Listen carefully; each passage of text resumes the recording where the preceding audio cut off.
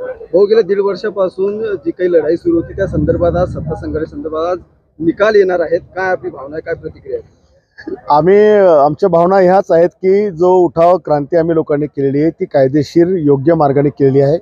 संविधानातल्या प्रत्येक तरतुदीला धरून आम्ही ती केलेली आहे. आम्ही कुठेही संविधानाच्या बाहेर गेलेलो नाही आणि म्हणून या दीड वर्षापासून हा जो काही सत्ता संघर्ष चालू आहे, आम्हाला पक्षाची मान्यता मिळाली, आम्हाला चिन्ह मिळालं आहे, म्हणून आमचा मार्ग हा न्यायिक मार्ग आहे.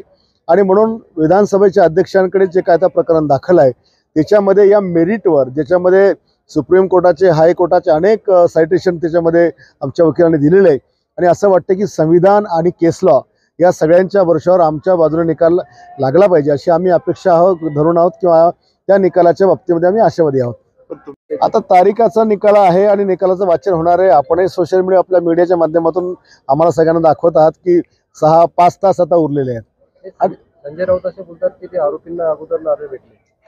संजय राऊत ही पागलची औलाद आहे आणि त्याला कायदा कळत नाही. अरे हा 2 पक्षातला वाद आहे आणि हे वादी प्रतिवादी असू शकतात. ते काही IPCच्या कलम 307 किंवा 302चे काही गुन्हेगार नाही आहेत, का आरोपी नाही आहेत. आरोपी कुणाला म्हटलं जातं? ज्याच्यावर जे काही गुन्हे दाखल असतात त्याला आरोपी म्हटलं